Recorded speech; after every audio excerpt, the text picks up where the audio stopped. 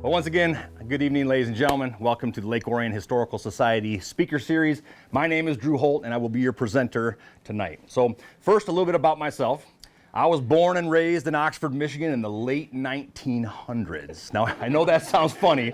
But when you have a museum full of elementary kids, and you tell them you went to high school in the 1900s, their eyes get real big, and one of them asked me, were there dinosaurs here at that time? And of course, there were not. But when I was in high school, I was a part of the National Honor Society, and part of National Honor Society is giving back to the community by means of community service. So they gave us a list of local organizations where we could donate our time, and at the very bottom of that list was the Northeast Oakland Historical Museum in downtown Oxford. I had visited as a elementary student, as do most of the kids in Oxford, and I remember loving it, so I said, that's where I want to go. So I showed up, I kind of made a phone call and showed up. I met a lady named Marianne Schlicht, and she walked me around the museum and showed me a couple of different artifacts. And then I would go in on Saturday mornings, or Saturday afternoons, and then I would show those artifacts to people that were coming through the museum as kind of like part of that thing. And I really loved it, and I always said, if I had the chance in the future to help back with the museum, that's what I want to do. So here I am, 30 years later.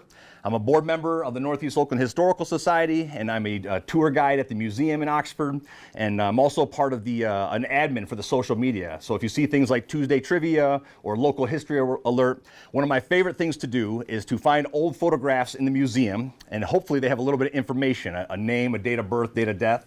I like to take them, run them through genealogical programs, cross-reference with newspapers, and bring those people and those stories back to life and share them with the community. And there's been a lot of good response with that, and so that's something I really enjoy doing. The other thing I really love doing is giving tours to the elementary students who all come in the springtime, coming up pretty soon, as part of their local history, to learn about Oxford and where they're from. We believe at the Northeast Oakland Historical Society that teaching young people our history is crucial, because it fosters a deeper understanding of their roots. It instills a sense of identity and empowers them to make informed decisions for the future. And I think we can all agree that's a good thing, right? So without further ado, what I'm going to talk about tonight is with the elementary students, what we want to do is we connect the dots, right? So they may know some of the history of Oxford, but they don't know why the history of Oxford. So that's where the museum comes in, the Historical Society. We like to connect those dots, and that's what we're going to do tonight. So that's where we're going to start. So before I could talk about the history of Oxford, I have to touch on the history of Michigan.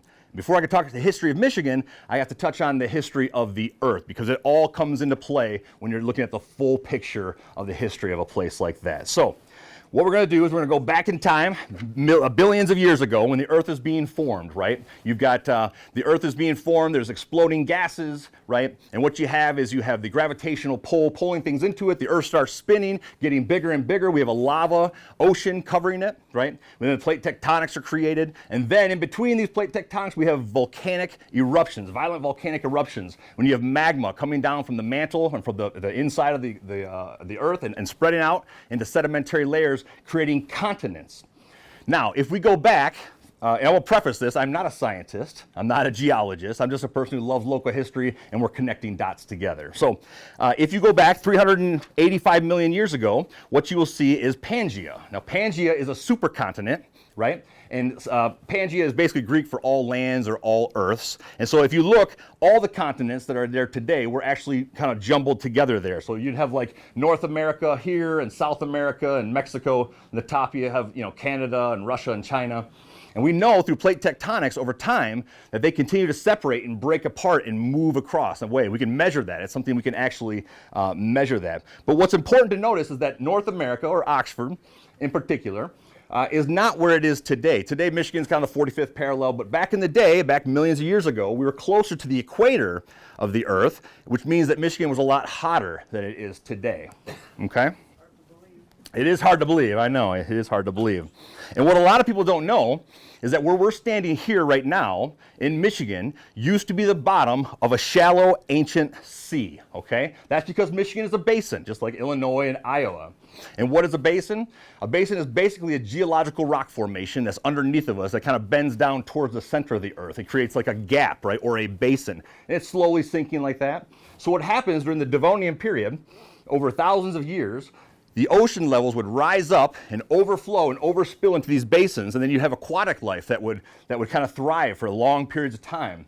And then what would happen is that they would evaporate, right? And then start the whole process again. Then they would refill up. You'd have aquatic life for thousands of years. Then once again, they would evaporate. And this cyclical thing, the process would happen over and over. Now, what evidence do we have of this? I know most of you probably can, but who can tell me what the Michigan State stone is? Petoskey stone. And what is Petoskey stone? Fossilized coral, like you'd find in the bottom of a sea, right? This is a Petoskey stone, okay? You say it doesn't look like a Petoskey stone, but this is actually a full coral head from the Devonian period about 350 to 372 million years ago. The difference between this and what most people see as a Petoskey stone is that this is a full coral head that was mined out of the ground. A lot of these would break off over, tens of thousands of years, and in the Great Lakes where people find Petoskey stones, the erosion of the water would make it smooth, right? And then people tumble them, and then they polish them and make them look real fancy. But this is actually a real Petoskey stone, okay? Hexagonaria is what it's called. Kind of neat there. Now, let's connect the dots once again. After these ancient seas would continue to evaporate over and over and over, it left behind more evidence. Can anybody tell me what's underneath the city of Detroit? Salt, one of the world's largest salt mines, because when the ancient sea evaporates, it leaves behind the salt. So in 1895, some gentlemen are drilling down, underneath the Detroit, and they come across the salt basin. And there's salt basins on all these ones here. In Illinois and Iowa basin. In fact, down here where it goes into Kansas, that's where the United States government has a file archives collection in a salt basin down there. It's perfect temperature. They say it's really safe down there, so they keep a lot of important things down there. So the salt company, 1895 Detroit Salt Company, they continue mining salt until about 1983 when they shut down operations and moved them to different locations, and then they restarted in 1998. And today they continue to still mine salt from underneath the Detroit. It's mostly rock salt, salt for roads and melting agents, things of that nature. Now we continue moving through, right? We come to the end of the last ice age, approximately 100,000 years ago to 12,000 years ago. What we had is a glacier moving down over top of North America. Now, what is a glacier? It's a giant body of ice, right? And how is it created? Well, the giant body of ice is created because you have tons of snowfall, and then in the warming period, it would start to melt, and then the freezing period would freeze again, and then more snow would fall on top of it, and that cyclical weather would continue compressing that ice, creating these glacier ice sheets. So over top of North America, we have what was called the Laurentide ice sheet, okay? Now, the Laurentide ice sheet is moving its way down over top of North America, at the same time crushing millions of tons of bedrock and carving out these giant pockets in the Earth's crust, right? Makes sense? Now, when it began to melt and recede back, Michigan Basin, or the ancient seabed that used to be here, acted like a pool liner, holding in 6.5 quadrillion gallons of water. Okay? Now, the Algonquin natives, the Chippewas in particular, they call this Michigama. Now, Michi is the Algonquin word for big or great, and Gama is the word for a body of water or lake. So let's connect those dots. In 1837, the same year we entered statehood and joined the Union, we called ourselves Michigan, the Great Lakes State, and that's where the name comes from, right? You all speak Algonquin and you didn't even know it, right? Now we're going to continue moving on, and we're going to head to the French exploration of 1534 and why this was important, okay? So the French, sailing for King Francis I, are coming across looking for a northern route to the Indies, and they smack right into North America, and then they call it the St. Lawrence Gulf. Now, St. Lawrence, because they had the missions they were setting up, and that was the saint of the day, so they called it St. Lawrence. And then they called this area, and then they went down the St. Lawrence River and established one of the first cities in North America, Quebec, right? And they called this area New France. Now, that's important to remember why they called it New France, right? Anyway, Jacques Cartier, they come in and they go down the St. Lawrence River and they get into the Great Lakes and they meet the Algonquin natives and they begin fur trading with them. And the fur trading really took off. Beaver pelts were very famous and very sought after in Europe for fancy hats. Deer hides are the same thing. So they start the fur trade in the Great Lakes with the Algonquin natives, right? Then the English come over. There was an English sailor who's actually sailing for the Dutch, but he goes north of that area, and his name was Hudson, and he establishes the Hudson Bay, right? And so they join the Iroquois natives, and they start the fur trade. Well, of course, you can't have different people competing for the resources in the area, so they get into kind of a fight about it. You got the French-Indian War, you've got the seven-year war. So what happens is, eventually, the French decide that they're going to start to pull out a little bit. Around 1701, they decided we're going to start pulling out a little bit. But one French military leader decided that he was going to go to France and petition to set up one more fort. He wanted to set up a fort that was on the river that separates Lake Huron and Lake Erie. And the reason for this is that he can keep the English, who are already in the northern Great Lakes up there, he can keep them out of Lake Erie and Lake Ontario so they can continue their fur trade, right? So he goes to France and they say, okay, you can do that. And he sets up on the village on the river or village on the straits, Ville des Trois en français, right? And so eventually he establishes Fort Detroit. Does anybody know who establishes Fort Detroit? Cadillac, Antoine Delamont Cadillac. And so you recognize that name from Cadillac Square, Cadillac, Michigan, or the Automobile Company, right? Very famous name. And again, this is to protect Lake Erie and Ontario, keep the French from coming down to Lake Erie and Ontario so they can continue their fur trade. Now, the reason this is important is because, as you'll see in this presentation, that the majority of settlers who came to the territories to homestead came through Detroit. And we'll talk about the Erie Canal and the things like that. But they came to Detroit. They came through Detroit to get their supplies, their livestock, whatever they needed, so they can go out to the property they purchased, and then they can start homesteading like that. So now we move to the early 1800s, Michigan in the early 1800s. We became a territory with a territorial council in 1805, right? The first territorial governor was William Hull. He was mixed reviews. Some people liked him, most people didn't because he surrendered Fort Detroit to the British at War of 1812. That's not really a good thing, for your repertoire. So they didn't quite like him. But the second territorial governor was a man named Lewis Cass, Colonel Lewis Cass. He was territorial governor of Michigan from 1813 to 1831. Now he was a politician and an attorney, go figure, from Ohio. And so he was appointed to become territorial governor. And his job is one task, and that's to gain statehood for Michigan. We're a new country. We're trying to establish more states to join the Union and grow our country. So that was his job, was to grow Michigan. So he's selling cheap land to people that would come over, less than $1 an acre. But the only problem we have is that Michigan had a bad wolf problem. It's not a problem for nature, but it is a problem for people that were trying to settle in the area. And when the wolves would come down, eat their livestock, destroy their crops, and they would kind of send word back where they came from saying, maybe Michigan's not the best place to come to because the wolves are an issue. So Colonel Lewis Cass comes up basically with a bounty system. So he says, for every wolf pelt that you bring down to the territorial capital, which was Detroit before it was Lansing, obviously, I'll give you $5. Now, $5 in the 1830s is kind of the equivalent to about $180 to $200 today. So that was actually a lot of money. So people decided, we'll go there and we'll take advantage of. Here's a map, 1800. Just want to put that in there to kind of show the area at the time. It's not a very accurate map, if you can see. The thumb of Michigan is much smaller than what we know it actually to be. And I'm not sure if they thought Lake Houghton and Lake Higgins Lake were one and the same, but not quite sure, but that's the way they drew it up. Yeah, kind of interesting there, right? Much, much bigger. If you go to any of the cemeteries in this area, whether it's Lake Orion, Oxford, Rochester, Romeo, what you will find typically are the oldest people buried there are from the East Coast. Well, why is that? That's because in 1817, the grand state of New York began construction on the Erie Canal, a one-shot shipping channel basically from the Atlantic Ocean all the way to the east side of Lake Erie. So on the map here, you can see down in the corner, that's where the ocean, so it kind of comes up the Hudson River, it gets to Albany, the capital, and then heads west all the way to the east side of Lake Erie. They can't go to Lake Ontario because it sits lower and you have to come up the falls and traverse, so it goes to the east side of Lake Erie. From that point on, you could take steamer ships all the way to Detroit. And when you got to Detroit, you can buy your supplies, you've already purchased your property, and you can go off and homestead. So to give you an idea of how integral that the Erie Canal was, in 1817, 1820, there were approximately 9,000 white settlers in the area, not including the French fur trappers and not including the natives who were already here.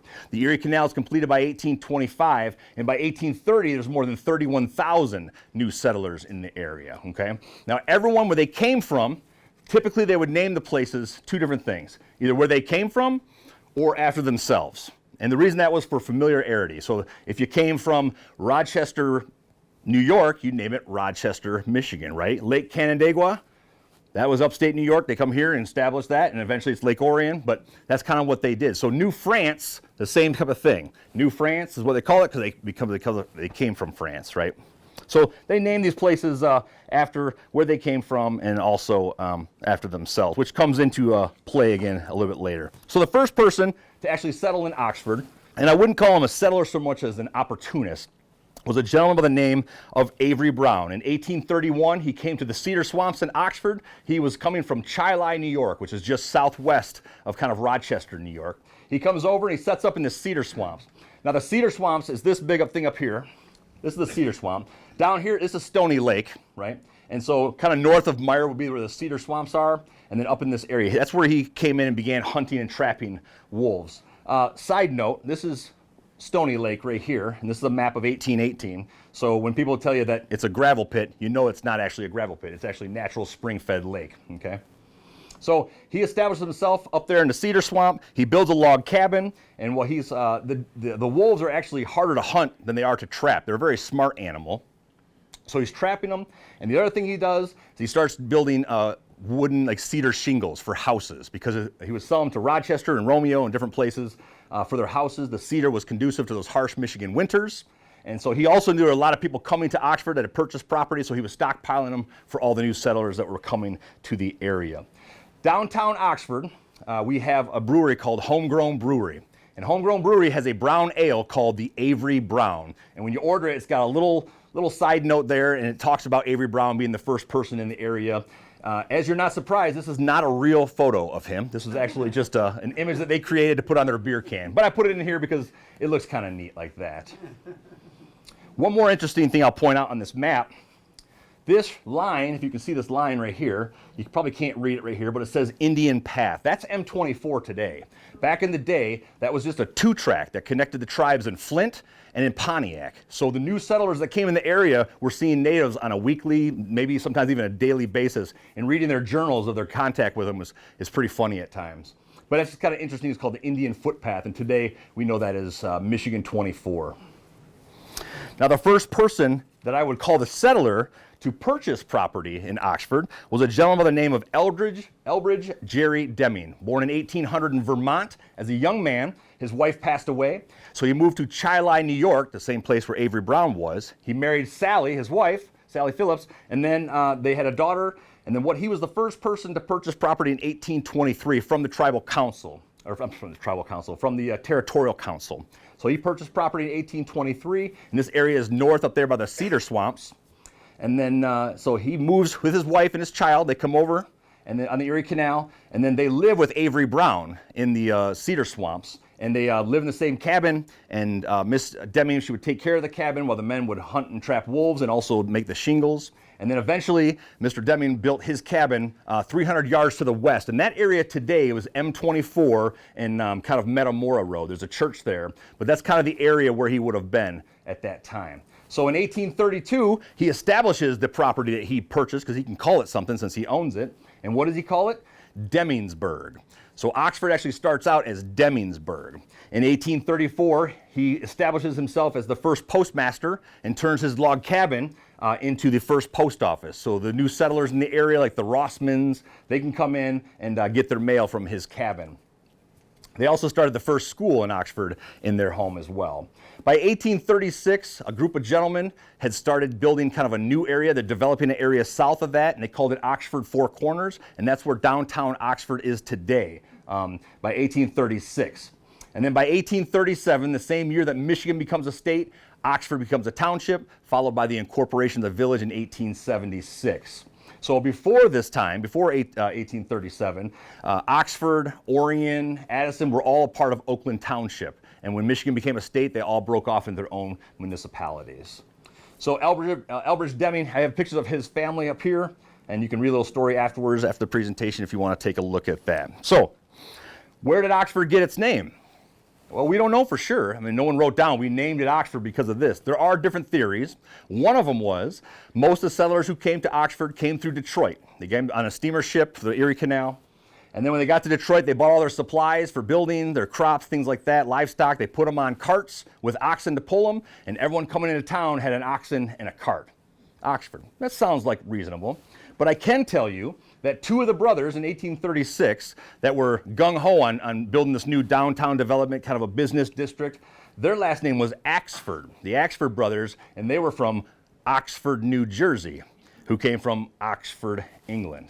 Is that the reason it's named that? Nobody knows for sure. It's just one of the other theories that's there. Makes sense? So Demingsburg is where Oxford really started out in its roots.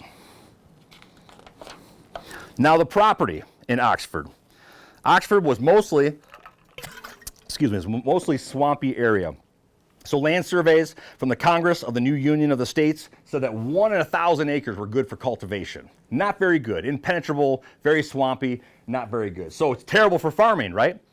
Well, eventually they found out that a lot of these swamps were evaporating, drying up, and all that dead and decaying matter inside the swamp was actually good, like nutrition for the ground, and made the ground a lot more fertile. So Oxford, like everybody else, became an agricultural community. So you see, when they're homesteading, nobody took the Erie Canal over to the areas they're homesteading to look for a job. There were no jobs. Nobody lived there. They were there to homestead, to build a home, and to set up their farms and start cultivating. So Oxford, like all the other surrounding communities, became agricultural business. So, the Rossman brothers, Fite and John Rossman, they planted all kinds of apple orchards, tons of apple orchards. But the problem is with apple orchards is you can't eat all the apples. If you can't sell it, then you're having a lot of product that's going to waste.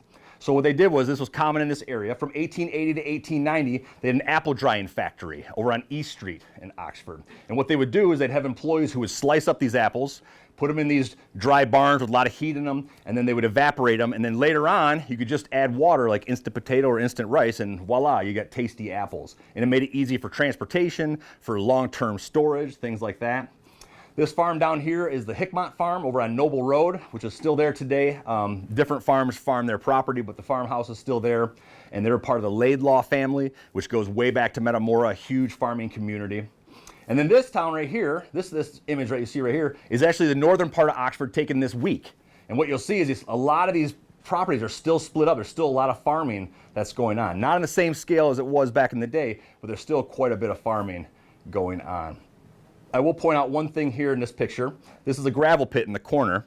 Now if you look at that, the color of the water is aqua.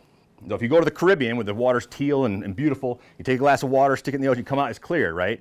So what's really happening is the light refracts and reflects up from the bottom of it, and you get that aqua color, the light reflecting off the sand. And so that's what's happening with these gravel pit here. That's why it's aqua and teal, like that. So we produce apples, potatoes, and rutabagas, and at one time we made so many rutabagas that they called us Bagatown, was like a nickname for Oxford. And this will all change when the trains come to town as well. So one of the driving factors of Oxford being a real big agricultural community was a gentleman by the name of Charles Lee Ray Randall. He was rumored to be the first millionaire to come to Oxford. Now he came around the same time, the early 1870s, and he came to Oxford right around the trains did, because this was vital. And he was rumored to be the first millionaire, and what he did was he purchased $750,000 of local produce from all the farmers in the area. That's the equivalent of $25 million today. So, needless to say, the farmers loved him because he was giving them security and buying up all their crop. But he was also one of the third president of the Oxford Savings Bank. But he got involved with this, and with the trains, that really boosted Oxford. This is his house over here. It's on West Burdick Street. It's a 6,400 square foot Dutch colonial, and it was on our historic home tour last year. And if you look at the bottom of it, you see the base of it is mostly stone. Now that is all local field stone. So they started building this house in 1898, completed in 1904. And all the local farmers who loved Mr. Randall for buying all their produce brought him all their favorite field stones, their best field stones, and they did that. And that was a common practice in that day. That is the same practice that helped build St. Joseph Catholic Church in Lake Orion. All those beautiful field stones were all taken locally from farms. So Mr. Randall was very influential in Oxford as well. Now there are rumors of who designed his house. The family says it was Albert Kahn out of Detroit, but there's nothing written down. That was just what the family said, so we don't know for sure. It's just one of those rumors that we hear about, right? Now we're going to talk a little bit about the trains coming in to Oxford, okay? So The first train came to Oxford in 1872. It was the Detroit and Bay City Railroad out of Detroit, coming up through Rochester, Lake Orion, the Paint Creek Trail, right, and then into Oxford. It eventually converged into the Michigan Central Railroad and the New York Central, and then eventually the Penn Central. But the train was intricate. It was very, very vital for your community to thrive, to be on the railroad tracks. And then, of course, the DUR came, the Detroit United Railway. That was the electric trolley out of Detroit. And so the pictures here, you have the train here. That's the train depot over on East Street in Oxford. And the bottom one is the June of 1900, when the first trolley car came downtown Oxford. And it was full of dignitaries and famous people, kind of a photo op type of thing here. One thing in rural areas, as far as farming went, after the Civil War, there was a long depression, they called it. And that was spurred on by the Panic of 1873, which was a run on banks in Europe. And it kind of ran its course and came across these as well. And there were more like factors that kind of played into that, like America was demonetizing silver, so that kind of played into it. But so a lot of farmers would donate property to bring a depot to town or bring the railroad tracks to town. And we'll talk one reason that was important. So Oxford had a railroad, but the people in Metamora, they did not have that, so they had to transport all of their crops down to Oxford, which was kind of a big deal. So a man named Thomas donated property. And so if you go on north on M24 on the right-hand side, north of town, there's a road called Thomas. And that's where he donated property to bring the train depot in so they could have their crops shipped right from there. Now, to stress the importance of being on the railroad tracks, Thomas Road off of M24, if you turn right there, there's a 1st Street, 2nd Street, 3rd Street, there's an old church, there's an old school. That was a thriving community, okay? Now, if you take Baldwin Road out of Lake Orion and come north, it dead ends as far as the pavement goes at Oakwood Road. And on the southeast corner is a little party store. That's it. Back in the day, that was a big, thriving community, much bigger than Oxford, actually. But in May 27th of 1896, a cyclone, which is what we call a tornado today, ripped through Holly Township all the way out to Dryden Township and took out both of those communities. So, because Thomas was on the railroad tracks, they rebuilt it. It's easy to bring lumber in by the railroad tracks, but because Oakwood was not, all that's there today is basically a party store at an intersection. So, if you weren't on the railroad tracks, it's like being in Radiator Springs on Route 66, if you get the Cars reference, right? Major, major important. So we're going to continue on through the history of Oxford until we get to about 12,000 years ago. Now the Laurentide Sheet, like we said, the glacier, is moving its way down over top of Michigan or North America, crushing millions of tons of bedrock, and then melted, filled the Great Lakes, and receded back. Oxford happens to sit on top of a sand and gravel deposit, or a sand and gravel vein, okay? So that's really important. Here we have the first gravel company that came to Oxford, the Detroit and Oxford Sand and Gravel, and this is Koenig down here. I threw them in just for some filler, but we'll talk about them in just a minute here as well. The first person to start crushing gravel and rock in Oxford is a gentleman by the name of W.O. Smith. William Smith, who grew up on Seymour Lake over there in Brandon Township on his father's farm. He came to Oxford in 1910, and he rented property from the Van Wagner family, which I'm sure you're familiar. In Lake Orion, there's a Van Wagner pharmacy, Van Wagner in Oxford as well. And the property they rented was an 87-acre parcel that came, if you look at this photo here, this is actually where Meyer sits today in Oxford. So this would be M24 here, Ray Road across there, and North Oxford Road at the corner where the high school would sit. So he rented this property and started crushing fieldstone and rock that the farmers brought to him, okay? And with that, he created the Detroit and Oxford Sand and Gravel Company in 1912, and eventually that turned into the Michigan Press Brick Company. But it was what was the sand and gravel used for? Not a whole lot. He sold it to local residents to put on their roads, kind of help with the dirt roads. He sold some to municipalities for parks, and also to cemeteries for some drainage. So it really was not a big industry. He was the only one kind of doing it at the time. But William Smith was the first person to start doing that in Oxford. So what is sand and gravel good for? Well, nothing really. Up until about April of 1909. That's when the city of Detroit decided they were going to pave Woodward Avenue between 6 and 7 Mile. Now, Oxford didn't do that, but they decided. So the roads that came into Detroit, okay, before the train were horse paths basically and cart paths, and then the train came and laid the tracks right down the middle, and then the automobile or the horseless carriage, they'd have to drive on the sides of the railroad tracks. You have the railroad tracks here, and this is where everybody else would be, the carts, the automobiles. The problem is they'd get rutted out, As you can see, it's real thick mud there. They get stuck. In the wintertime, it was impassable. They break wooden wheels. And so what they decided to do is they'd used asphalt in the late 1800s. They decided to do a concrete road on Woodward Avenue, the first one between 6 and 7 Mile. And that's the picture up there in the top right corner, that they're paving that and they're using their trowel to go across it. And then on the bottom there, and that is the final product there. You see the automobiles driving on the road. They even put the arcs in the middle so the water would repel off each side. And so when they did this, they drove on it, they said, this is amazing. We should pave all the roads in Detroit. Let's do the roads, let's do the sidewalks, sewer lines, building foundations. And what do you need for concrete? Sand and gravel. So now that's where Oxford starts to come in a little bit more because they're going to pave everything, right? So Oxford's not really making a whole lot of gravel at that time until, well, they kind of are and they kind of aren't, but they're not in the mass amounts that they ended up doing. The second person with the gravel company that actually put Oxford on the map was a gentleman by the name of Fred Ward. He started Ward Sand and Gravel Pit in the early teens. Now the difference between him and William Smith is that William Smith is actually that Fred Ward came from a lot of money. So his parents were involved in the timber industry in the UP. So when a cow kicked over a lantern and burned down Chicago, or whatever actually happened, we don't know, they put all their timber on barges and shipped it down Lake Michigan, and they became millionaires kind of essentially overnight. So when Fred Ward, the son of the Ward family, came to Oxford in the teens to do sand and gravel, he had a lot more money than most people. So at the time, the current thing they would have are steam shovels, or like a clam shovel. So they would clam shovel the sand and gravel up onto the ground, and then upwards of 50 men would shovel them into train cars, and then animals, horse, donkey, whatever, would pull those to the train. They could hook them up and go on their way. But Fred Ward had money. So in 1920, with $1 million he invested to create and invent the hydraulic suction machine, the same one that's used today, the same type of suction machine. For upwards of 65 feet below the water, it could pull all the sand and gravel up. Now it took one man, 1 day's work to fill a train car by himself, okay? And the difference is, Fred Ward, when he built his pit, he had 2 miles of train cars, side tracks that actually came into the pit.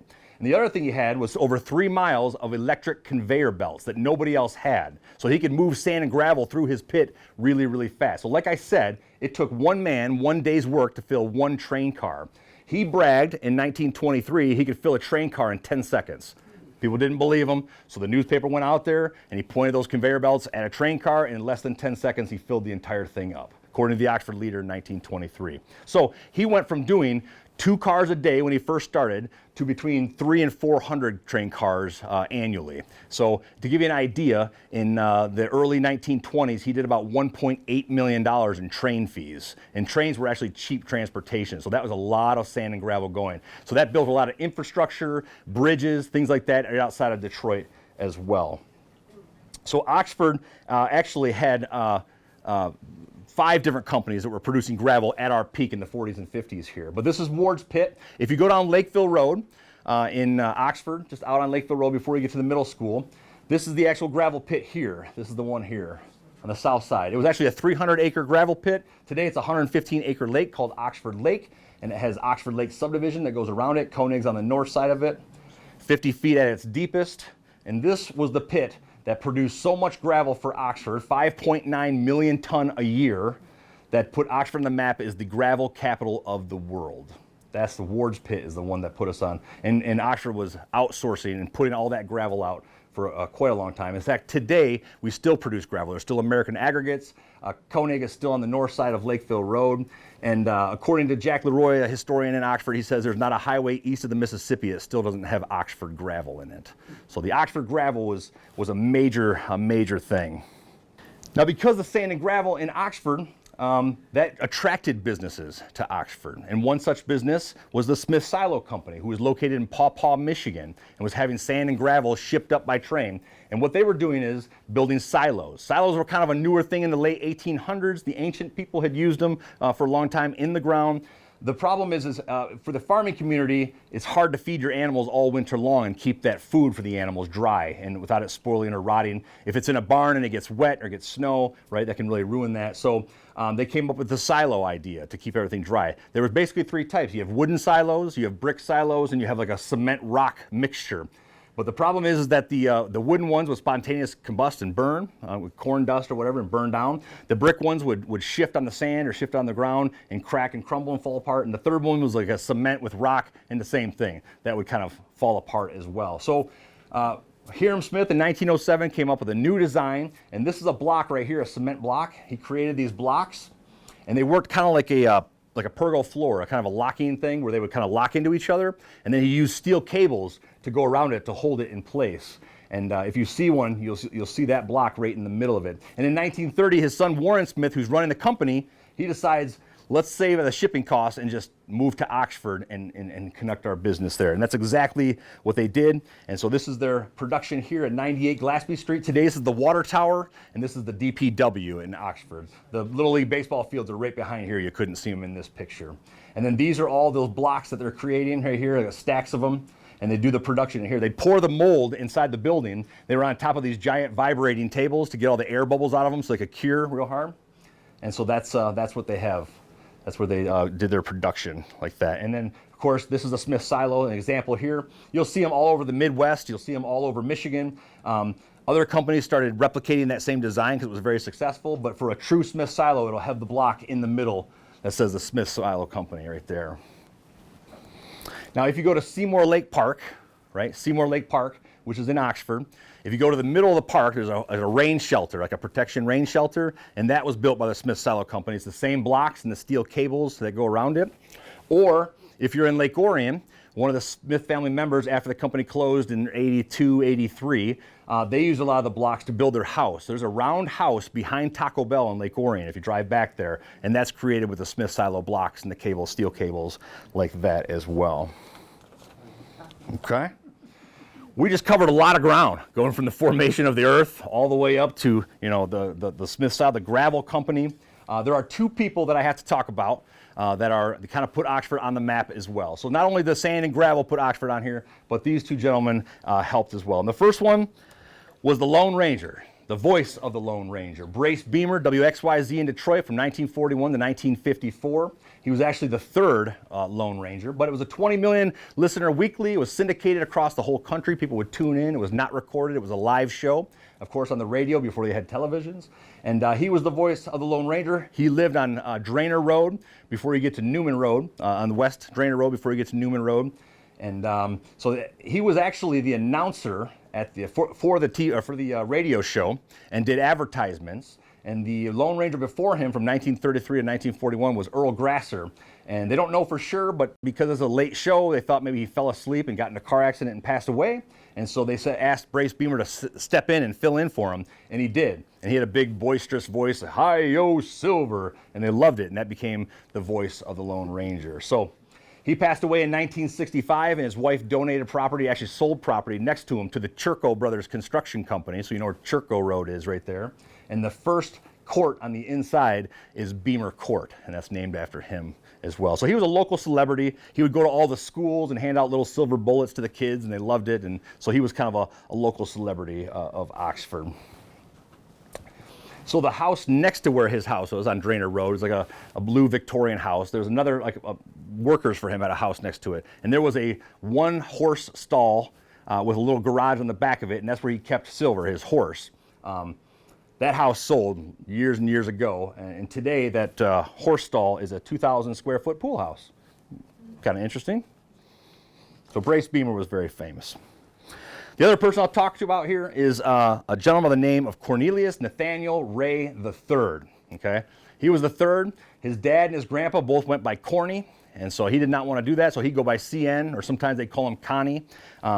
His family was involved with the gravel industry as well, with United Fuel Company, and that's Ray Road. If you're familiar north of Oxford, that's Ray Road after the Ray family. And they had Ray Industries. But what happened was in 1959, a friend of his introduced him to a company called Carcraft out of Detroit. They were using this new technology that nobody else was using, where you use fibers and materials and pour resin over top of it. And today we call it fiberglass, right? So Carcraft was making bodies for golf carts. They were making cheap caskets, and they were also making small fishing boats. Well, Mr. Ray looked at that and said, I wonder if I can make bigger fishing boats out of this. So he bought the company. They were originally over on nut manufacturing over on Indianwood. Before 1960, they built a new factory on the north side of Oxford. And then he hired Harl Earl Associates from General Motors to do all the interior and the trim packages for the boat. And then Sea Ray Boats, which is the company he started, became known for the kind of the industry standard for luxury. And so Sea Ray Boats originally started in Oxford. This is a picture of the factory here on the left, which after several, they continued to build onto it, and they became eventually 200,000 square foot. They actually employed over 100 different people. That's another picture over there. Today it's called the Legacy Center. It's a multi-purpose building in Oxford. They have businesses in there, type of things like that. And then what happened in 1986, the Brunswick Company purchased Sea Ray Boats for $300 million in cash and $50 million in stock options. And they say the reason that they ended up closing Sea Ray plant in Oxford is because in the late 80s, early 90s, there was a surplus of mid-sized boats, and they didn't need any more. And Oxford factory was tooled for mid-sized boats. So instead of retooling the factory, they decided to close it down, and the plant closed in 1991. Okay. So I just had to talk about those two things right there. Yeah.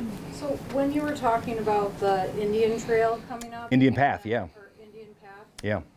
For a slight moment, you mentioned some journals that the Indians. Yeah, so the Demings have journals. Sally Deming. This is Sally Deming here. This wonderful lady. She looks very happy. This is her. Yeah. I mean, she's homesteading, so life could not have been easy, I wouldn't think. We have some of her journals. And they published some of them in the Oxford Leader.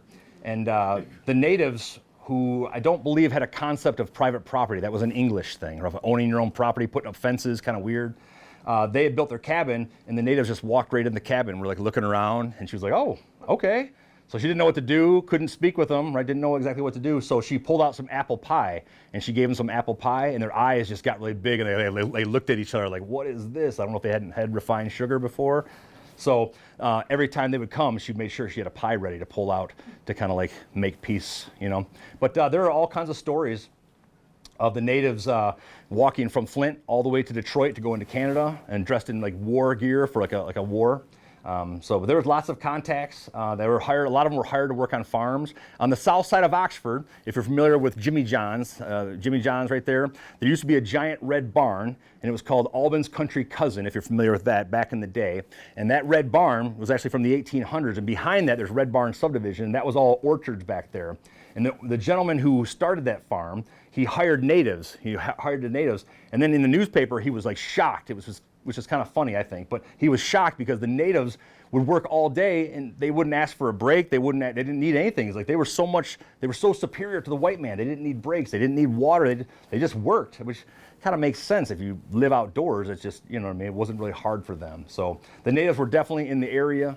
They were on Lakeville Lake, which was one of the oldest lakes in the area. In fact, Lakeville Lake out on Lakeville Road, when the first settlers got in the area, the French were still on there. And so they said, hey, this is an American lake, you guys need to leave. And they said, no, it's not. And so they had President Jackson, write a letter saying, we're gonna go to war with you. And the French were like, okay, sorry, we didn't realize that big of a deal. So Lakeville Lake had a lot of French and a lot of natives on there. Right at Hosner Road, on Lakeville Road and Hosner Road, in the northeast corner is a big pond. And the family that used to live there, the great-grandfather said that the natives used to stop and have their horses drink there, and then they'd go on their way, you know. But lots of natives in the area. Yep. The Nessapine tribe of the Chippewa natives who spoke Algonquin, of course. So, yeah. Lakeville Lake, I have a friend that's metal detecting, and he found a French coin. Yeah, a lot of French coins are found around Lakeville Lake. Yep, a lot of them. It's been flooded. So we've had a guy come into the museum who owns some sort of metal detecting company, and he said he gets all of his like half-cent French pieces and 1 cent pieces all around there, around that lake. So, yep. Yeah. Anybody? Question, Drainer Road, so is that named after anybody? It is. Sheriff William Drainer, born in 1863. That was my character in the cemetery. Yeah. So West Burdick Road, if you're familiar with West Burdick, if you go past Frosty Boy, on the south side there's Davis Lake, right there, Davis Lake subdivision. That was the Drainer brothers farm. William Drainer and his father and his brother John came from Germany in 1850, came across here, settled, and set that up. And William Drainer became the first deputy sheriff to work in Oxford and the first constable, basically, to also work in Oxford. So, yep. And there were Drainer farms. Him and his cousin actually had the farm at Drainer Road in 24. It was his cousin that had. And the weird thing is that his dad named his first son after him and his second son after his brother. And then his brother named his first son after him and his second son after his brother. So it's really getting twisty in there with the genealogy. But yeah, there were lots of Drainer farms, and they were connected with a 2-track, which now today we call Drainer Road. So, yeah. Anybody else questions about Oxford? If I don't know, I can find out for you, because we have more historians in here that are critiquing me. Yeah. Okay. Thanks for coming. Feel free to step up here and look at some stuff if you want.